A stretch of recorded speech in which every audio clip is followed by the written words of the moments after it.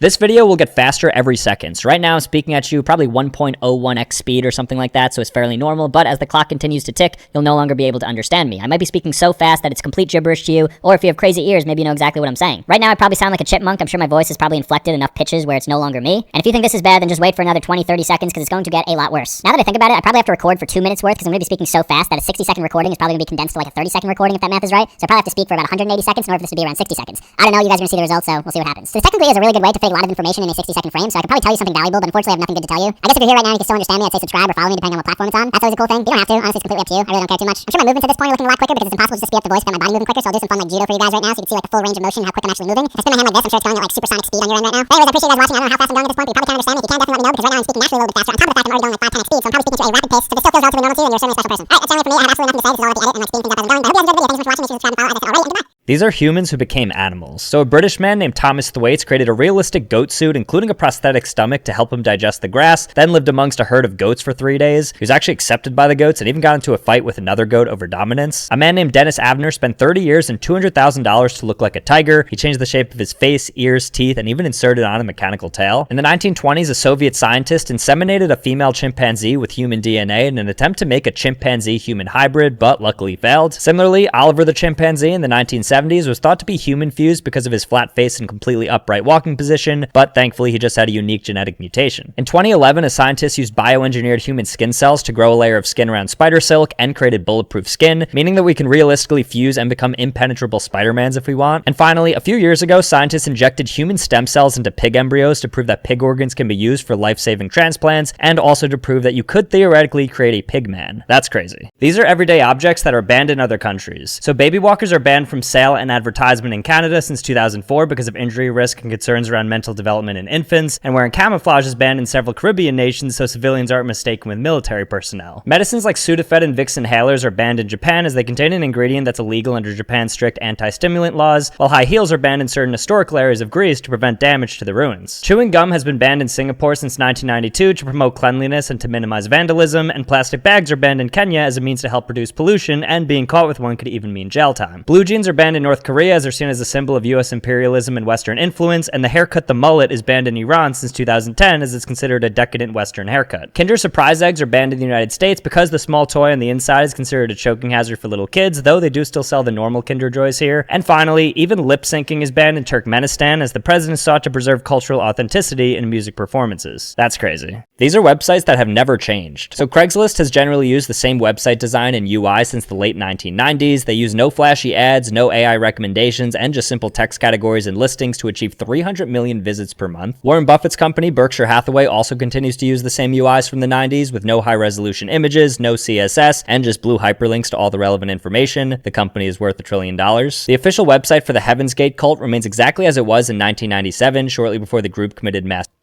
It's still maintained, apparently, by 2 of the surviving members. The world's oldest webcam website, called FogCam, which has been running a continuous live stream since 1994, continues to refresh as is to this day. And the original 1996 Space Jam website by Warner Bros. Is still up with all media regarding the movie and its space-like outlay and weird navigation. And finally, the $1 Million homepage, which composes of 1 million pixels that sold for $1 each, continues to remain up to this day, making it a graveyard for a ton of startups and people that didn't make it past the early 2000s. Pretty cool, right? I took every themed flight I could find. Starting with the Hello Kitty flight between Taiwan and Chicago, you get your boarding pass at this really cute pink ticket gate, complete with all Sanrio trinkets and customized flight boards, before receiving a digital boarding pass that looks like this. The plane itself is actually painted, and all the seats have headrests that are also Hello Kitty themed. I got Hello Kitty slippers from the flight attendants who are also wearing all Hello Kitty scarves and aprons, and even the in-flight entertainment system had Hello Kitty games on board. From here, I hopped on a Snoopy themed flight from Taipei to Japan that had really cool custom boarding passes as well in the lounge, and then some really cool custom art on the monitor, and dozens of Peanuts gifts that really exceeded expectations. And then from Japan to New York, I took a Pokemon themed flight that had Pokemon plush vending machines outside the ticket gate, alongside a custom Pokemon kiosk to buy Pokemon eye masks and other plane essentials. This plane was also painted, and on board during the instructional video, they actually fully customized it to have Pokemon explaining the safety procedures, which was very cute. And this was quite the long flight, so I ended up going to sleep with my custom Pikachu blanket before ultimately touching down back in the US. So very cool. These are celebrities that are leaving prison this decade. So Fetty Wap is expected to be released in 2027 on good behavior, having already served 3 years for drug trafficking charges. Even Diddy is looking for a release in 3 years on good behavior for his prostitution charges that gave him his 4-year federal sentence. Shohei Ohtani's former interpreter, Ipe Mizuhara, is currently serving 5 years in prison and is expected to be released in 2029. Also released in 2029 will be Tory Lanez, who's halfway done with his sentencing, and he should be out before the end of the decade. Jen Shah from Real Housewives of Salt Lake City is officially set to be released in August of 2026, nearly finished with her fraud conviction sentence. This is also around the same time that Pooh Shiesty is set to be released for firearms conspiracy, for which he's nearing the end. Caroline Ellison of Alameda Research, linked to FTX, is set to fully be released by 2026, and even R. Kelly may be out by the late 2020s, depending on how things shake out. But finally, even Jared Fogle, the disgraced spokesperson of Subway, is eyeing a late 2020 or early 2030s release following his possession of CP and many more heinous acts. Almost out. I asked AI what dead celebrities would look like if they're still alive today, so let's try to guess. I have no idea. Just like a standard old white guy? I don't know. Elvis. Okay, I guess. All right, that's definitely Michael Jackson. I guess he wouldn't be too old if he was still alive, right? Maybe in his 60s. That's pretty spot on. Yep, cool. No idea. Somebody in music. Maybe Ray Charles? I don't think he's alive anymore. Oh, Biggie Smalls. Okay, would he really be that old? Maybe 60, I guess? All right, going off of that, this must be Tupac, right? Tupac would not be that old, though, right? Okay. But yeah, no, he's like 20 years too old here. Who is this? Looks like a politician. Kind of looks like Tulsi Gabbard. I actually have no clue, though. Selena. Oh, yeah. All right. Another standard white guy. Maybe this is John Lennon? No, Freddie Mercury. Wow, I feel like I could have gotten that if I thought about it more. And is that Princess Diana? Honestly, looks pretty realistic, I feel. Yeah, it is. All right. Cool. I visited the most popular restaurant in the world. So there's a restaurant in China called Meizhou that has over 45,000 locations, which is more than McDonald's, Subway, and even Starbucks. They serve ice cream and milk tea, and they're only available in select locations, though they are opening up in New York City pretty soon. Now, I didn't know what to expect, but after waiting on a brief line, I went inside to take a look at the world's most popular fast food spot, and it had good vibes inside with a cool color scheme and a lot of branding on signs and other objects. Now, when ordering, the menu shows you the top 6 items, so I ordered the top 2 items, which was this bubble tea and then just a vanilla ice cream cone, which is apparently sold over 5 times the amount of units as the Big Mac, so I was excited. While waiting, they had these really cute animations on screen, and they were even selling these plushies of their snowman mascot, but in less than 2 minutes, my order was ready, and I sat down to give it a try. I started with the bubble tea, and after giving that a stab, I took my first sip, and honestly, as a bubble tea disliker, I thought it was fairly decent. And then I moved on to the most popular fast food item in the entire world, the vanilla ice cream cone, and after giving this a bite, I can honestly say, it wasn't that good at all, and honestly was one of the worst vanilla ice cream cones I've ever had. Can you find a luxury brand in Goodwill? So Goodwill is known for their thrift shopping, which typically includes mid to lower level brands, and so I was curious what the highest end brand I could find was. I started in the women's clothing section since I figured there'd be something from a top luxury brand, but after looking for a while I couldn't find anything, with the best brands being American Eagle, Forever 21, and Victoria's Secret. And so I decided to head over to the shoe area because I could see a secret Gucci shoe appearing here, but again the best I could find was Nike and Adidas shoes. Onto decor and house items, and I thought we were going to strike gold here, but unfortunately there was just a few cool looking mirrors and paintings. So I figured the next best place to look would be the women's handbag section, hoping to find a Birkin here, but unfortunately it was all just pretty cheap. And that's when I realized that the men's suit area would probably contain my answer, seeing it was the most expensive on average. And so I hit up the dress shirts, and things were looking strong, coming across Banana Republic, Charles Tierwood, and even a Shaquille O'Neal shirt, which I'm not sure why that exists. And upon turning the corner to the suit jackets, I stumbled upon a Saks Fifth Avenue suit, which isn't Gucci, but they are a luxury brand, so it looks like you can find luxury in Goodwill. Now you know. These are the foods with the most ingredients, so avoid these. So Little Debbie Swiss rolls have over 40 ingredients, with the enriched flour having 8 alone. This consistently puts them at the top of dessert treats, with Hostess Ding Dongs and Ho-Hos coming right behind them with 38 ingredients. Pop-Tarts are also egregiously high, with around 37 ingredients for the frosted strawberry flavor thanks to the sprinkles and the frosting. Turkey and cheddar Lunchables and pepperoni pizza Hot Pockets both secretly have about 50 ingredients from the ultra-processed assembly. In terms of fast food, the McRib from McDonald's is one of the most, with 70 ingredients thanks to the restructured pork patty, the complex chemical barbecue, and the bun alone with just 34 ingredients. Papa John's The Works pizza also has about 70 ingredients, in large part because of the sheer volume of processed meats that each carry about a dozen ingredients. But the food item with the most total ingredients of them all is Subway's Sweet Onion Chicken Teriyaki Sandwich that has over 105 ingredients, with the chicken strips alone containing 22, the bread containing 21, the teriyaki sauce containing 15, and everything else pushing it over 100. That's crazy. These are crazy history facts that are somehow real. So the year 46 BC was actually 445 days long because Julius Caesar reformed the Roman calendar in favor of the Julian calendar and created 2 extra months. This is also why years used to start start with March, and so October was the 8th month, November was the 9th, and December was the 10th month. An actual bear named Wojtek served in the Polish military during World War II. He would carry heavy ammunition shells during battles in Italy. He later retired to a zoo where he lived out his life as a veteran. From 1912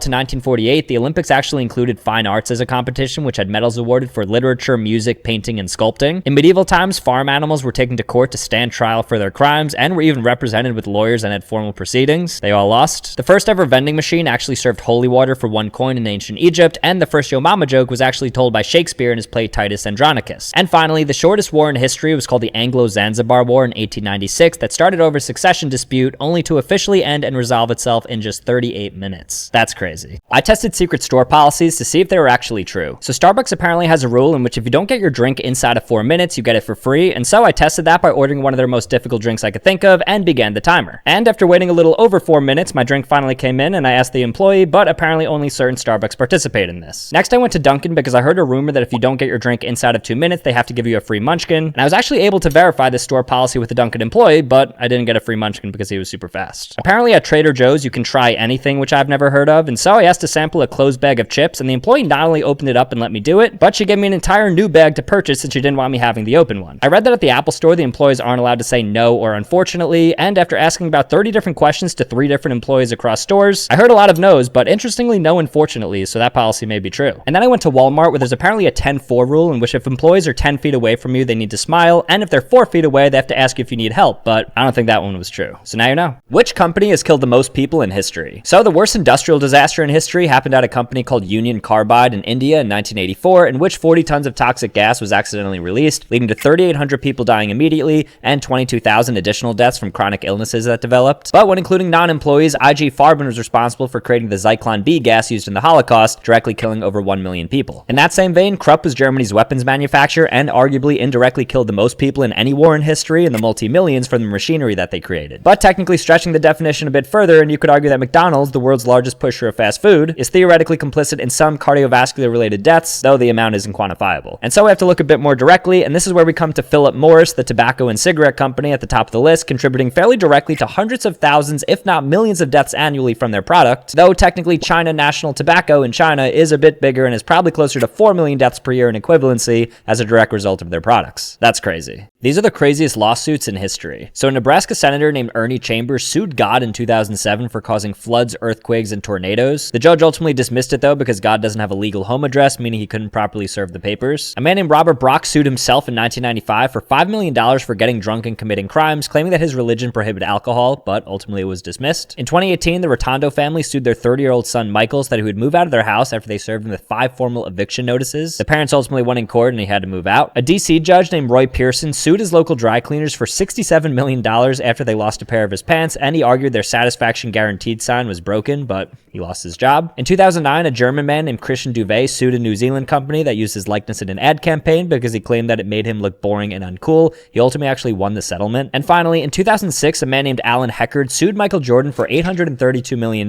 because he claimed that he looked like him, causing permanent emotional injury. He obviously lost. How long does it take to find expired food in a grocery store? So I went to a grocery store on October 8th and was looking for anything with a sell-by date before that, and so I started off in the produce section, figuring that fruits and vegetables have the shortest shelf life, specifically checking out some of the packaged salads, which I know expire quickly, but everything was fine. However, right next to me was fresh guac, which I knew expired pretty quickly, and that was the story for this because I found one that expired on October 7th. The rest of the fruits and veggies look good, and so curious to see what else I could find, I moved on to the meats. I'm happy to report that here I couldn't find a single chicken or beef item that was pre-October 8th, but when moving on to pork, I did actually find a day-old smoked ham steak. From here I went to bread, which is also known to go stale quickly, and up and down the aisle everything seemed good, with the worst offender being a semolina bread that was expiring today. But none of this was really bad because everybody knows that the worst item to be expired would be dairy, and so I headed over to the milk section to see if I could find anything, and at first it was just a same-day-old milk gallon, but right next to it in the adjacent fridge was a day-old milk. So I decided to purchase it and give it a try to see how it tasted, and it was actually fine. Be careful though. I set up a lemonade stand to see how much money I'd actually make. So lemonade stands are apparently rapidly disappearing because of low trust, hygiene concerns, and permits needed to run them, but I didn't really believe this, and so I decided to set up shop in the middle of this park and begin selling the lemonade. I put all the ingredients together in a pitcher and put up a sign offering my fresh lemonade for the very reasonable price of 25 cents. But surprisingly, after staying out there for 30 minutes, not a single person came over. Eventually, one person did talk to me though and noted she had no change on her, so I realized I had to pivot the goal and instead offer the lemonade for free. Unfortunately, I think this came off a bit unsettling as even more people dodged my lemonade stand and wouldn't take my supply. And so I changed strategy again and now began offering people $20 to take my lemonade, and this is when we had a few people come up and actually give their honest review of my lemonade and some feedback on the taste profile. And this went on for a bit before I realized that the whole reason I started this lemonade stand was to make money, and between the $20 handouts, the raw materials, the setup, light production, parking, gas, and all the other costs, I ended up profiting a whopping negative $400. No wonder they're disappearing. What is the most amount of food you can sneak in a movie theater? So I've seen videos of people sneaking in absurd amounts of candy into a movie theater, which is obviously against policy, and I wanted to take it up a notch by sneaking in varying levels of food to see how much they'd let me take in. Starting off with popcorn, I placed 3 bags of Skinny Pop around me and headed over to my local theater in hopes that they'd be more relaxed with rules as opposed to an AMC, and luckily that assumption was correct because I walked in and the ticket usher immediately clocked what was happening, and to my surprise, he actually just let me in, laughing it off, saying that it was fine. Now I expected to be stopped there, but it meant it was time for level 2, which is to order an actual pizza to the movie theater to see if they would let the delivery driver come in with the pizza. And upon arrival, there was again absolutely no issues from the front, and they let the pizza man come in, now leading to me now having multiple bags of popcorn and a full pizza in the theater for my movie. And it was precisely then when the manager actually came in and came over to me, because I think he noticed what we were up to, and gifted us free popcorn for some reason, because I think he wanted to showcase that their popcorn was actually better than what I was sneaking in, which was obviously unexpected and arguably the chillest reaction that any movie manager could have to what we were doing. But definitely don't try this. This is how fast food evolved over time. So in the 1920s, we saw the first standardized fast food chain ever, which was White Castle, as they pioneered assembly line cooking, standardized menus, and branding. In the 1940s, we saw McDonald's emerge, and they pioneered fast prep and low prices, and In-N-Out emerge, who actually pioneered the modern drive-thru with two-way speakers. Onto the 1950s and 60s, we saw the golden age of fast food among us, as we saw KFC emerge as the first fast fried chicken, and other burger competitors to McDonald's like Burger King and Wendy's. This is also when fast pizza was introduced from Pizza Hut, and fast Mexican with Taco Bell around this time period as well. The 1970s and 80s saw the globalization of fast food, with McDonald's breaking into Asia, and in the 1990s, we saw the massive expansion of chains like Subway and Domino's around the globe. The 2000s was defined by the fast casual being introduced, like Chipotle, Panera Bread, and Shake Shack, leaning more into quality and opting for the no drive-thru component. And into the 2010s and 2020s, we saw the introduction of healthier options and self-serve kiosks. And now, into the next few years of fast food restaurants, we'll be seeing more AI drive-thrus, ghost kitchens, and sustainability pushes. Pretty cool, right?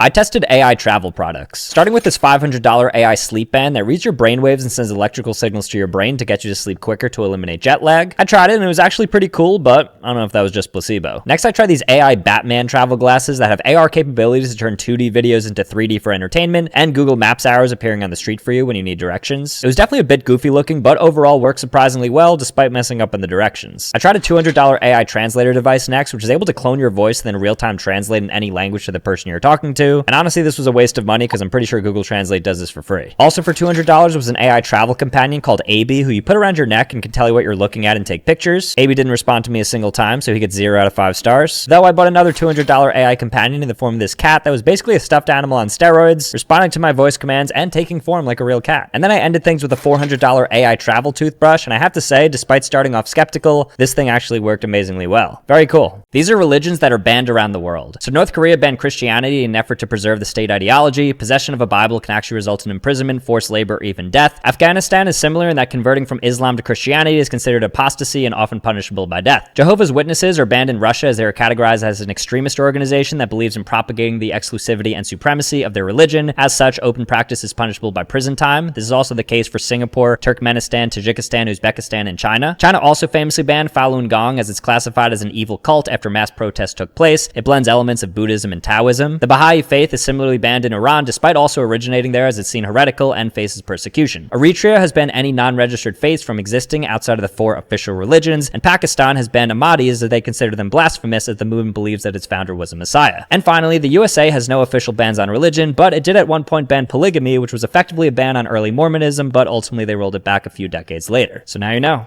This is what major cities looked like over the last 100 years. So 100 years ago, New York was just taking over the tallest city crown from London, though significantly less than today, but relied heavily on waterfront shipping rather than finance and technology. 100 years ago, Dubai was a tiny village with no paved roads, electricity, or buildings, effectively in the 1700s in terms of layout, as opposed to today being a megacity hosting the world's tallest building, artificial islands, and high-end luxury. Similar to this was Singapore, which was previously a British colonial port with slums, malaria, and overcrowding on a marshy swampland, and now it's a city and a garden with premier urban life and cleanliness. This is what Las Vegas look like 100 years ago, having just about 2,000 people in the middle of the Mojave Desert. Now it's the global entertainment hub of the world with over 2 million residents and iconic landmarks like the Strip and now the Sphere. Tokyo 100 years ago was recovering from earthquakes and was fairly flat, built on wood and stone. Since then, it's become hyper efficient, safe, and modern, being many people's top architectural city. And then London 100 years ago was the largest city in the world and an architectural hub dominated by fogs. It's transformed now, though, to be a global village similar to modern-day New York City. Pretty cool, right? These are the most insane rituals by tribes. So a tribe called the Satera Mawe tribe in the Amazon rainforest has 12-year-old boys put their hands into gloves filled with hundreds of bullet ants, which have the most painful sting in the world, and they have them endured for over 10 minutes in order to become a man. They actually apparently have to repeat this 20 times over the course of a year. Also, to prove yourself, man, the Fulani people in West Africa publicly whip and humiliate its young boys in front of family to see if they're able to straight face the pain before becoming a man there. Women in the Dani tribe in Indonesia will cut a finger off every time a loved one dies to mirror the immense emotional pain with physical pain. Also in Indonesia is the Balinese Hindu people who file down their canine teeth to smooth them out upon entering manhood to symbolize reducing their animalistic traits. In some tribes in Vanuatu, men jump off 100-foot wooden towers with vines tied to their ankles like they're bungee jumping to test their courage. Predictably, there have been many vines breaking, leading to serious injury and death. And finally, the Plains native tribes in the US used to, and some apparently still do this, suspend themselves from wooden poles by skewers through their chests while gazing at the sun to test their endurance. That's crazy. Which social media site has the most ads? So to check this, I created new accounts on every platform and scrolled for 5 minutes on each, starting with Instagram Reels, which, despite going through dozens of videos, only actually served me one ad promoting an upcoming football game, shocking me because I thought for sure this would have the most. After this, I went to the sister of Instagram Reels, Facebook Reels, and expected the same thing, but after my 5 minutes of scrolling here, I actually got 4 ads ranging from moonwalker shoes to massages. I took on YouTube Shorts next, which gave me roughly 1 ad per minute since I got served a total of 5, which was in line with expectation. And what I liked on Shorts is that some ads actually featured creators like Jesser, which made the ad experience more enjoyable. Snapchat Spotlight came afterwards, which I never actually scrolled, so I was curious to see what this would look like. And I got 6 ads in the 5 minutes I was on there, including an ad after just 2 videos at the beginning, which was kind of crazy. Which means that the social media site with the most ads is by far TikTok, which after scrolling for 5 minutes and going through dozens of videos, gave me a whopping 9 ads ranging from Funko Pops to a Hyundai ad to even 3 ads asking me about depression. So now you know. This video shows what the most visited websites in the world are, so let's see what's at the top.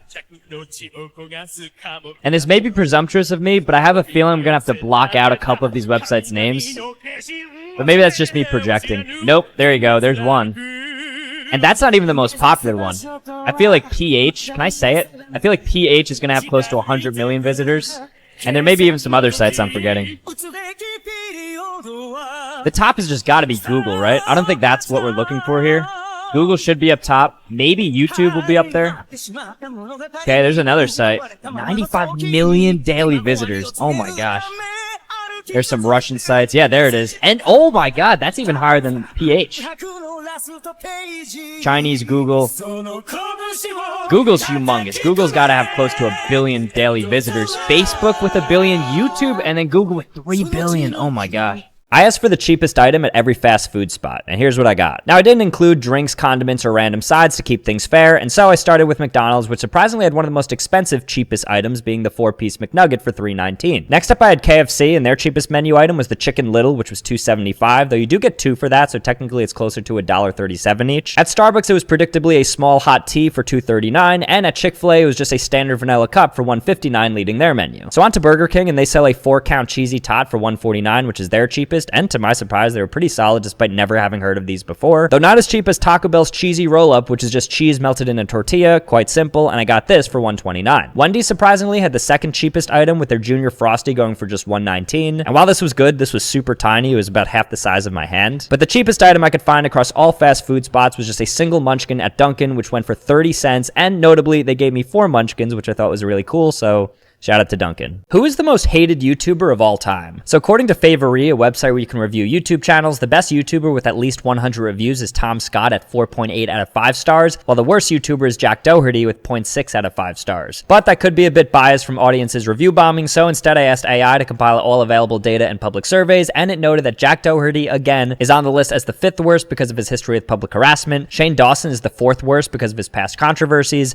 Jay Station is the 3rd worst because of his faking death videos. Ruby Frank is the second worst YouTuber because of aggregated child abuse charges, and Onision was actually the worst because of some alleged predatory behavior. Widening the scope of YouTuber though, and there are certain individuals with YouTube channels that would obviously qualify as being the worst, most hated YouTuber, like people who film themselves committing heinous crimes. But interestingly, the Paul brothers still come out on top for total number of haters, likely due to their sheer size, with Logan regularly being referred to as the second most hated, and Jake Paul being crowned the most hated YouTuber of all time. So now you know. How is a movie's rating actually determined? Well, Rated G Movies is for all ages and contains absolutely nothing that would offend parents for viewing by children. An example would be Toy Story. If there's any sort of mild profanity, realistic violence, or scary scenes, it would bump it up to PG, a case example being Harry Potter and the Sorcerer's Stone. PG-13 gets interesting though because you're allowed to use strong language like the F word once, but if you use it any more than that, it will bump you up to R. Rated R requires an adult to accompany anybody who's under the age of 17 because it has frequent use of strong language, nudity, drug use, or other mature content like The Wolf of Wall Street. And there's even an NC-17 rating, which means that no one under the age of 17 is admitted, regardless of if you're with an adult. And this is because the presence of more explicitly sexual acts, sadistic violence, or content deemed only suitable for adults. The best example of this would be Showgirls. And there's even one more rating that people forget about. It's called X-rated, which no longer exists, but it was similar to NC-17 and contained the most graphic movies, with the most iconic being Midnight Cowboy, which actually won the Best Pictures at the Oscars in 1969. Pretty cool, right? These are jobs that don't allow facial hair. So any job that requires the use of vacuum-sealed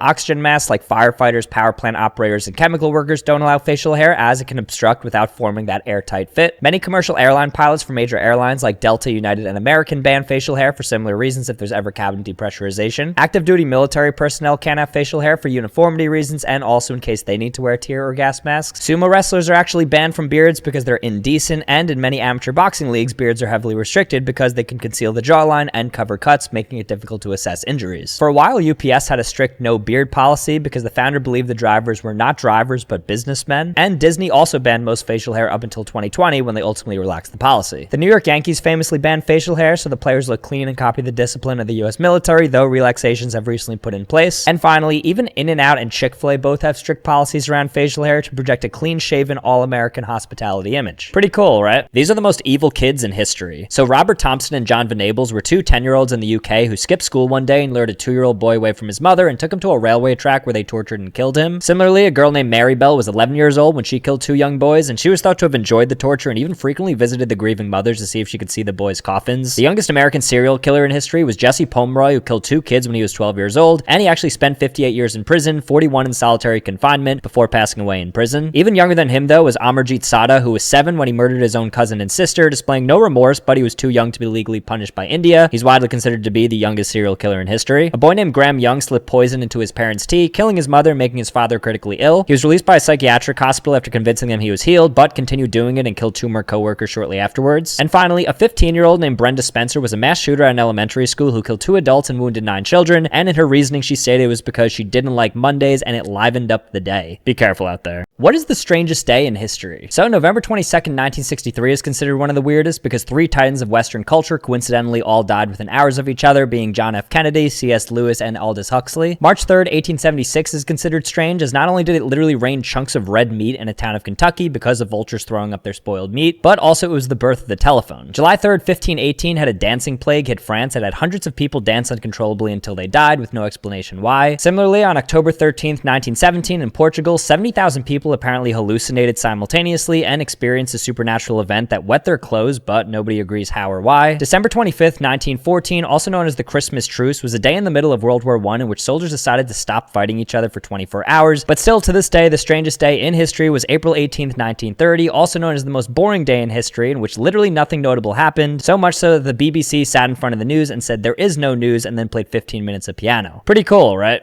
These are actors who got paid for doing nothing. So Bob Hoskins got paid $200,000 just to be a backup for the Untouchables if Robert De Niro wasn't able to do it. Even crazier is Johnny Depp, who got paid $16 million for one scene in Fantastic Beasts: The Secrets of Dumbledore because he was forced to resign after legal controversies but was still owed his full amount. Even more than this was Nicolas Cage, who was paid $20 million for Superman Lives despite the fact that it was scrapped because of his airtight contract. Marlon Wayans was cast to play Robin in Batman Returns but was later cut from the script, but actually still got paid the full amount and even continues to receive residual checks to this day from the Batman Spider-Man franchise. Paul Rudd shot a scene for Bridesmaids that was scrapped, but he still received $1 million, as did Shailene Woodley for The Amazing Spider-Man 2, which was also scrapped but resulted in millions for her. Speaking of Spider-Man, Tobey Maguire was paid the full amount of his contract for his role in Life of Pi, despite the fact they decided to recast him last second because he was too famous and thus distracting from the movie. And finally, Julia Roberts got paid $3 million for appearing for just 6 minutes in Valentine's Day, making her $8,000 per second, which is one of the highest actress payments of all time. Pretty cool, right? কি হইছে বলতো?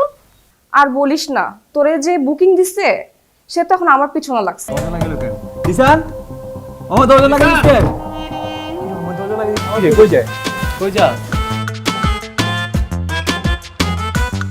আমরা তো বিয়েই দিয়ে দিবে বাসা থেকে।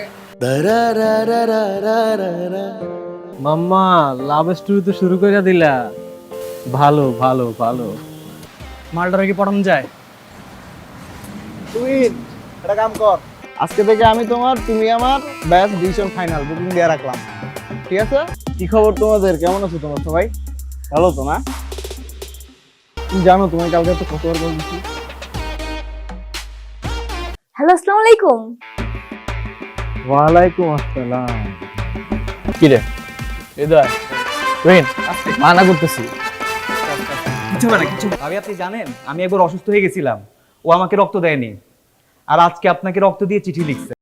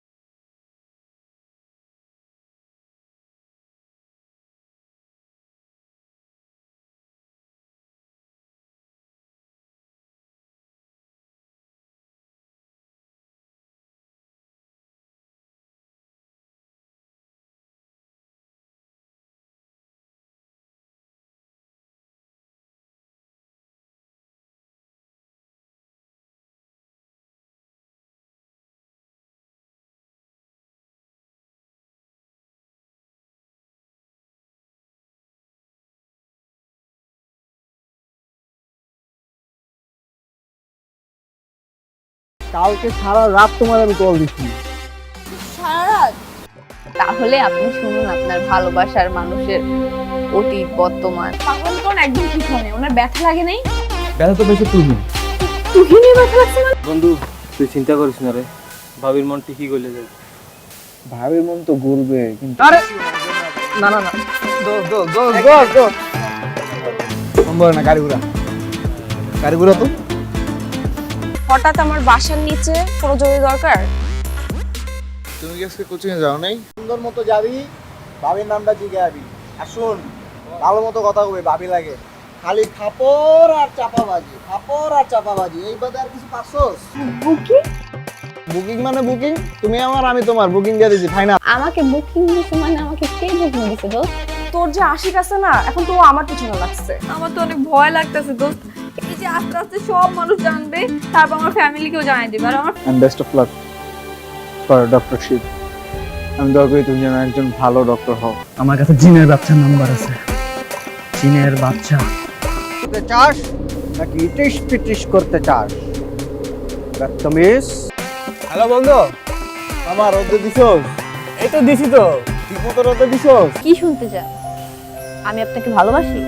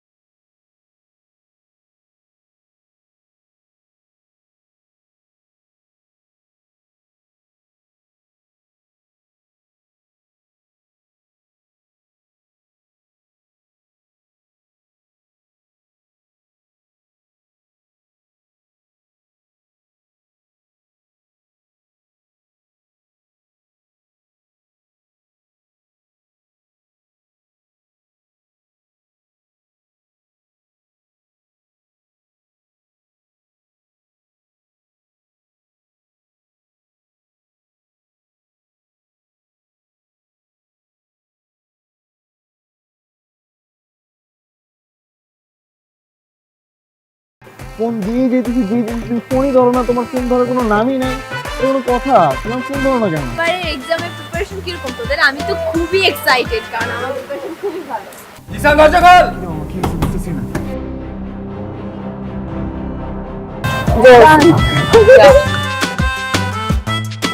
সুন্দর মতো যাবি, ভাবির নামটা জিজ্ঞাবি।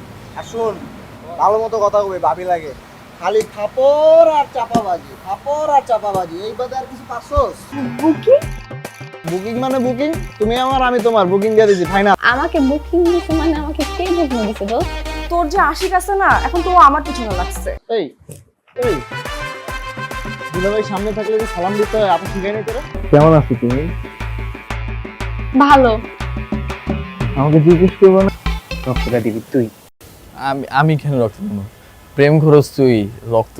আমার বন্ধু জিসান আপনাকে অনেক ভালোবাসে ভাবি, আপনার ওর রক্ত যাওয়াটা বিধে হতে দিবেন না ভাবি। I visited every themed restaurant to see why they're disappearing. Starting off with Rainforest Cafe, which at its peak had 45 locations and is now down to just 23 globally. And this place was pretty fun with different jungle themes and a lot of animal themed food. And overall, I just really enjoyed the experience, and I hope it stays around, but I'm not really convinced at all, to be honest. Margaritaville was next, and this one has seen a modest disappearance, and I can see why, because I arguably had the worst nachos of all time there, but I did end up with these really cool Crocs, so shout out to the gift shop. Bubba Gump, a shrimp themed restaurant centered around the movie Forrest Gump, was up next, and this was always an enigma to me because of how niche it was. And upon going inside and trying it out, I could see why it's failing, because it served pretty average shrimp and relies on heavy nostalgia for a 90s movie if you want to enjoy the ambiance. Planet Hollywood came next, which at its height had 60 locations and now just has 3 locations left. And I was surprised by how much I enjoyed the Hollywood ambiance, and I think the food was arguably the best from any of these restaurants thus far. And then I ended it with Medieval Times, which honestly isn't really dying, but I did want to witness knights jousting and eating chicken with my bare hands. You hate to see it.